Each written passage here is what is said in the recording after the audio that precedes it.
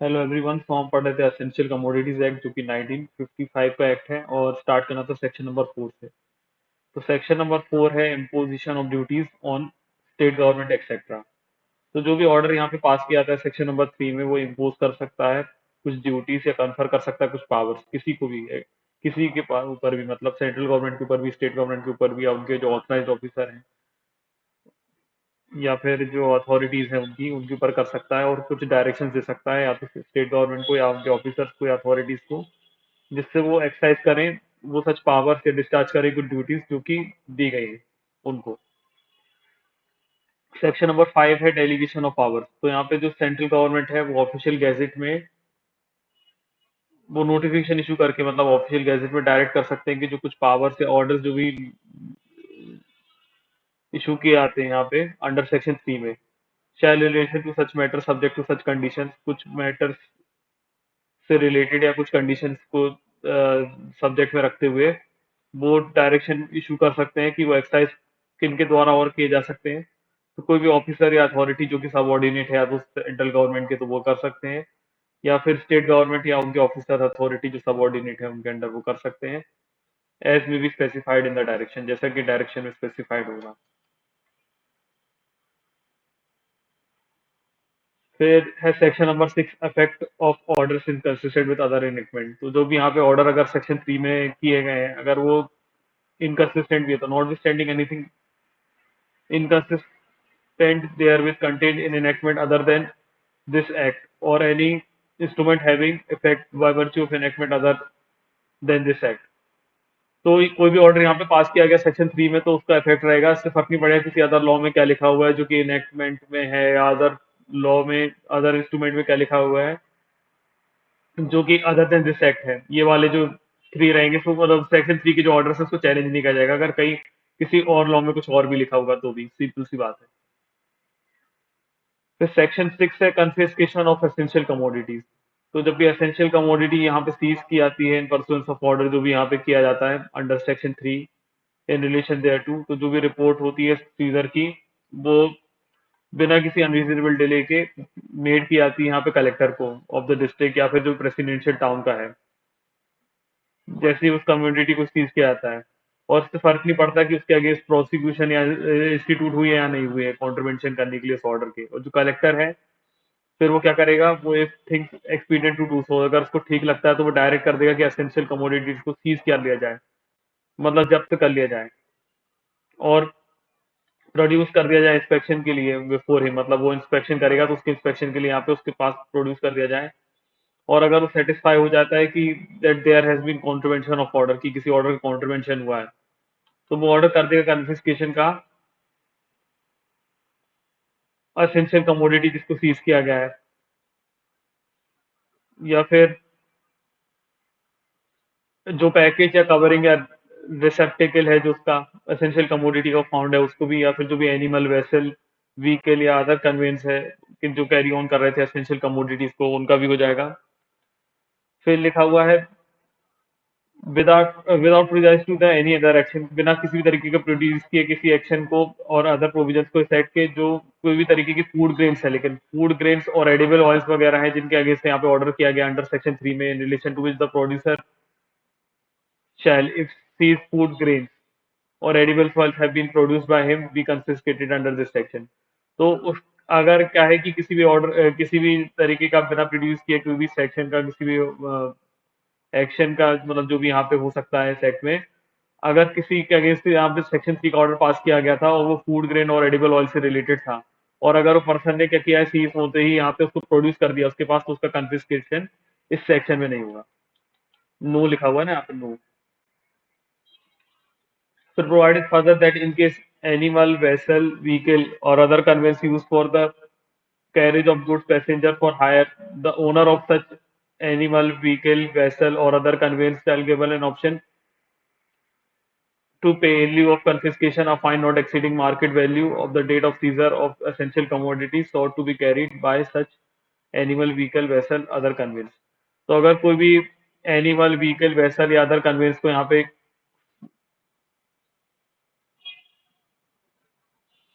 Seize किया जा रहा है, तो क्या होता है कि अगर सीज किया जा रहा है तो उसमें क्या किया जा सकता है कि अगर उसके पास एक ऑप्शन होगा कि अगर वो सीज होने से बचाना चाहता है तो मार्केट वैल्यू जो है, जिसका डेट ऑफ सीजर जो एसेंशियल कमोडिटीज का किया जा रहा था, मतलब उसके थ्रू, मतलब जो मार्केट वैल्यू है कमोडिटीज का, एसेंशियल कमोडिटीज का जिसको सीज किया जा रहा था, उसकी मार्केट वैल्यू देके वो अपने ये सब चीजें, व्हीकल, एनिमल, वेसल वगैरह या अदर कन्वेंस को छुड़वा सकता है। फिर लिखा हुआ है collector on receiving a report of seizure. जब भी कलेक्टर यहाँ पे रिसीव करता है रिपोर्ट ऑफ सीजर की, और इंस्पेक्शन ऑफ एनी अदर, और मतलब जब भी इंस्पेक्शन कर रहे हैं एसेंशियल कमोडिटीज का सबसेक्शन 1 में, मतलब जब भी कलेक्टर यहाँ पे रिपोर्ट रिसीव करता है यहाँ पे सीजर की, मतलब यहाँ पे कलेक्टर को एक सीधी सी बात है, या तो रिपोर्ट मिल रही सीजर की, या इंस्पेक्ट कर रहा है वो एसेंशियल कमोडिटीज को सबसेक्शन 1 में, तो उसके पास ऑप्शन होगा कि वो एसेंशियल कमोडिटी अगर स्पीडी और नेचुरल डिके की है तो, या फिर उसको अदरवाइज पब्लिक इंटरेस्ट में एक्सपीडिएंट लगेगा, तो वो क्या कर सकता है, वो कह सकता है वो उसको सेल करने के लिए ऑर्डर कर सकता है, order the same to be sold at the control price. तो कंट्रोल प्राइस पे सोल्ड करने के लिए कह सकता है, अगर कोई फिक्स्ड है असेंशियल कमोडिटीज की अंडर दिस एक्ट में या किसी अदर लॉ में जो टाइमिंग फोर्स में चल रहा है, या फिर वो प्राइस फिक्स नहीं की गई है तो उसको सोल्ड किया जाएगा पब्लिक ऑप्शन में। फिर प्रोवाइड दैट में लिखा है फूड ग्रेन्स की बात करें तो जो कलेक्टर होगा वो इक्विटेबल डिस्ट्रीब्यूशन करेगा अवेलेबिलिटी ऑफ फेयर प्राइसेस में, फेयर प्राइस में, और जो ऑर्डर होगा सेम वो सोल्ड थ्रू फेयर प्राइस पे सोल्ड किया जाएगा, और थ्रू फेयर प्राइस शॉप जो भी फिक्स किया गया है, फिक्स बाय सेंट्रल गवर्नमेंट या स्टेट गवर्नमेंट ने जो फिक्स किया है द केस में भी, for retail sale of such food grains to the public. तो फूड ग्रेन्स अगर होंगी तो फूड ग्रेन्स को पब्लिक रेट पे बेचा जाएगा, जो मतलब रिटेल सेल के द्वारा, और किसके अकॉर्डिंग, जो कि फेयर प्राइस होगी, जो कि फिक्स की जाएगी या तो सेंट्रल गवर्नमेंट के द्वारा या स्टेट गवर्नमेंट के द्वारा फिक्स की होगी उनके अकॉर्डिंग। फिर लिखा हुआ है कि जब भी एसेंशियल कमोडिटी सोल्ड हो जाती है तो जो सेल प्रोसीड्स हैं उनका डिडक्शन करके आफ्टर द एक्सपेंसेस, जो भी यहाँ पे सेल वगैरह करने के लिए, ऑप्शन करने के लिए लगे, अदर इंसिडेंटल एक्सपेंस लगे, उनको डिडक्ट करने के बाद क्या होता है कि अगर कंफिस्केशन नहीं हुआ अल्टीमेटली जो ऑर्डर पास किया गया है तो, और जहाँ पे ऑर्डर पास कर दिया गया है on appeal under subsection 1 of section 6C में, सो रिक्वायर्स, और in prosecution instituted for the contravention of order, या फिर कोई ऑर्डर की कॉन्ट्रवेंशन की यहाँ पे प्रोसीडिंग इंस्टीट्यूट की गई है जिसका ऑर्डर यहाँ पे कंफिस्केशन का यहाँ पे पास हुआ है सेक्शन में, तो जो पर्सन होगा वो एक्विटल हो गया, अगर मतलब किसी भी तरीके का, या तो कोई कंफिस्केशन अल्टीमेटली पास किया ही नहीं गया कलेक्टर के द्वारा, या फिर जो ऑर्डर पास किया गया था उसकी अपील की गई थी सबसेक्शन 1 ऑफ सेक्शन 6C में, और अगर प्रोसिक्यूशन इंस्टीट्यूट किया गया था किसी भी ऑर्डर के अगेंस्ट जिसके अगेंस्ट वो कन्फिस्केशन यहाँ पे मेड किया गया था, और पर्सन को बाद में एक्विटल किया गया, तो पेड कर दिया जाएगा उसके ओनर और पर्सन को जिसका यहाँ पे सीज किया गया था, मतलब जिस पर्सन जो ओनर था उस चीज का,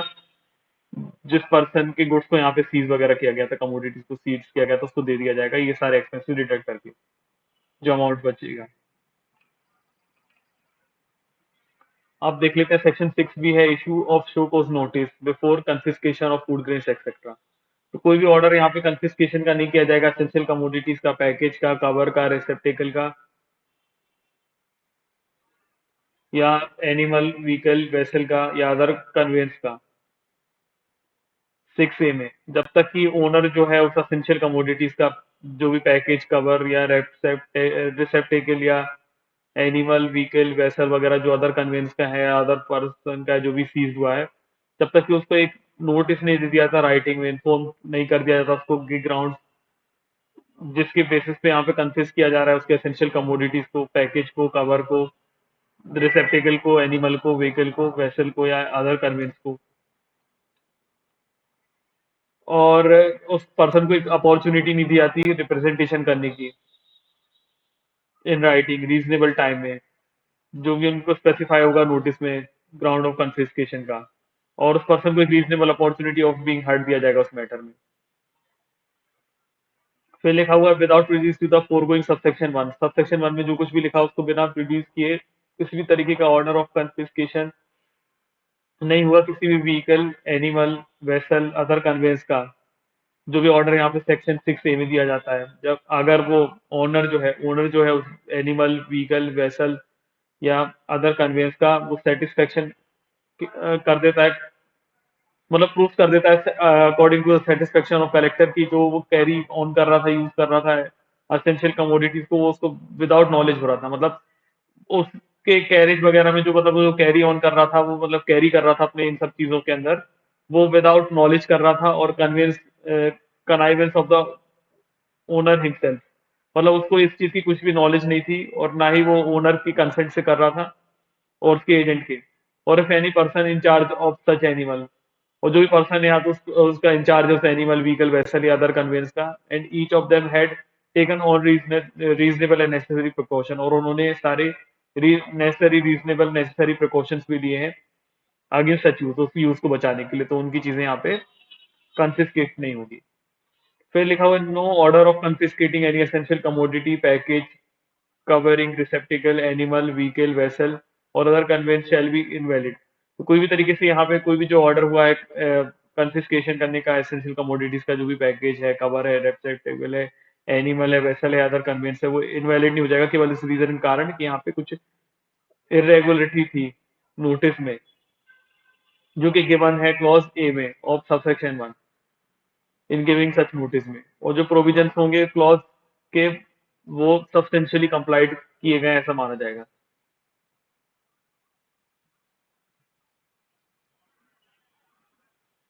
मतलब ऐसा माना जाए क्लॉज ए ऑफ सबसेक्शन 1 का जो नोटिस दिया गया है वो सब्सटेंशियली कंप्लाइड किया गया है, अच्छे से कंप्लाई किया गया है। सेक्शन 6 सी है अपील। तो जो भी पर्सन यहाँ पे एग्रीड है किसी कंफिस्केशन जो भी यहाँ पे किया गया था सेक्शन 6 ए में, तो वो विद इन 1 मंथ जो भी डेट ऑफ कम्युनिकेशन होगा उस पर ऑर्डर अपील कर पाएगा किसी जुडिशियल अथॉरिटी के पास जो कि अपॉइंट की गई है स्टेट गवर्नमेंट के द्वारा कंसर्न। और वो जुडिशियल अथॉरिटी है वो after opportunity of being heard, appellant को यहाँ पे एक अपॉर्चुनिटी ऑफ बीइंग हर्ड देगी और पास कर सकती है कोई भी ऑर्डर जो कि उनको ठीक लगे, या तो वो कंफर्म कर सकती हैं या मॉडिफाई कर सकती हैं या एनल कर सकती हैं कोई भी ऑर्डर उसके अगेंस्ट। और जब भी कोई ऑर्डर यहाँ पे 6 ए में जो है मॉडिफाई एनल कर दिया गया है जुडिशियल अथॉरिटी के द्वारा, और वेयर प्रोसिक्यूशन इंस्टीट्यूट हुआ था किसी कॉन्ट्रवेंशन ऑफ ऑर्डर का in respect of which the order of confiscation has been made under section 6 A, तो जो भी पर्सन कंसर्न है अगर वो एक्विटेड हुआ है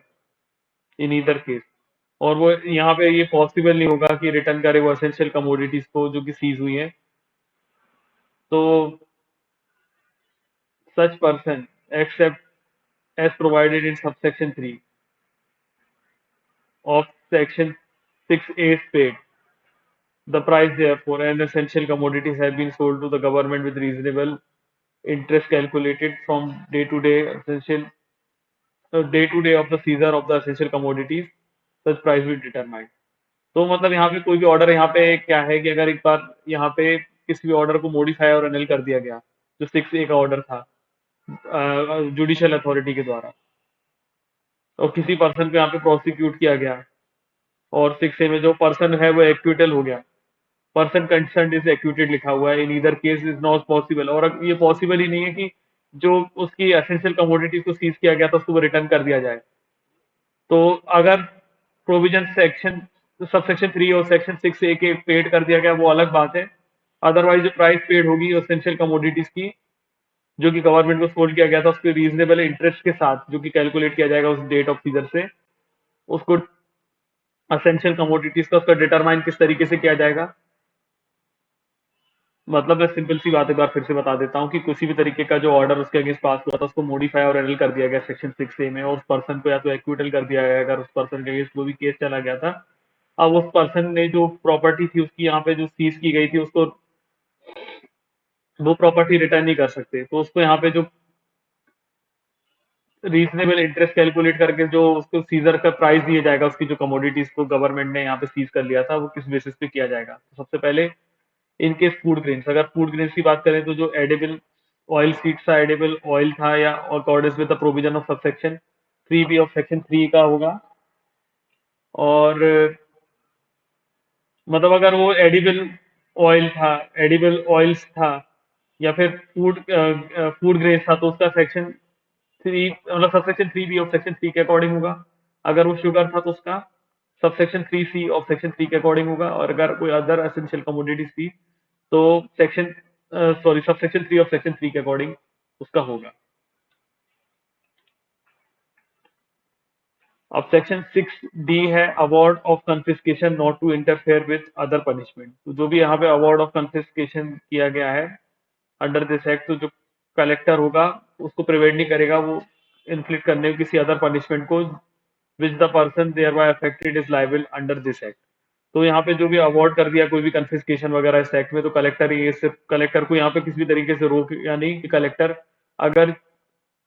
अदर पनिशमेंट देना चाहे, मतलब इन्फ्लिक्ट कर सकता है कोई अदर पनिशमेंट जिसको जो पर्सन अफेक्ट हुआ है वो लाइबल होगा किस इस एक्ट में, तो उसको वो भी दी जा सकती है। मतलब सिंपल सी बात है, सेक्शन 16 सिर्फ इतनी सी बात करता है कि अगर कलेक्टर ने उसके कोर्ट को कन्फिस्केशन कर लिया है एसेंशियल कमोडिटीज को, तो सिर्फ इतना करने से उसको बचाया नहीं जा सकता किसी अदर पनिशमेंट के लिए, जो कि अफेक्टेड पर्सन यहाँ पे लाइबल है इस एक्ट में।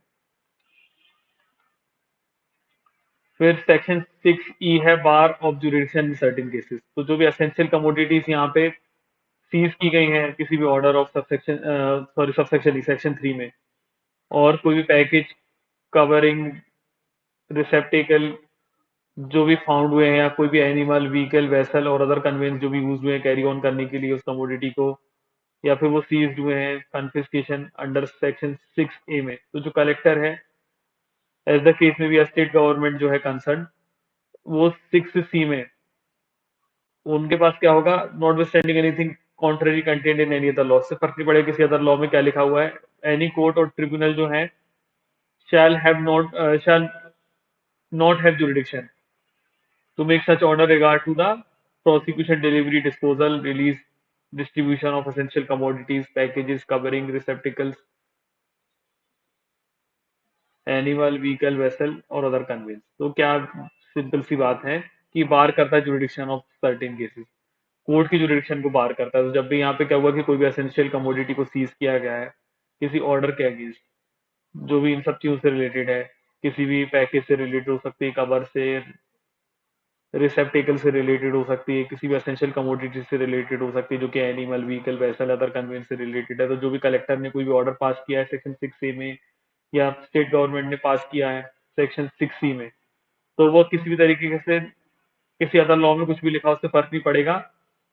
वो बार कर देगा एनी कोर्ट ट्रिब्यूनल और अदर अथॉरिटी को, उनके पास कोई भी जुरिडिक्शन नहीं रहेगी कि वो कोई भी ऑर्डर यहाँ पे दे पाए। मतलब जुरिडिक्शन बार कर देता है कोर्ट और ट्रिब्यूनल की किसी possession, delivery, disposal, release, distribution of such commodity, essential commodity, package cover रिसेप्टिकल, animal vehicle vessel या अदर कन्वेंस से रिलेटेड, यहाँ पे उनको बार कर देता है। सिर्फ इतना सब बताता है ये सेक्शन।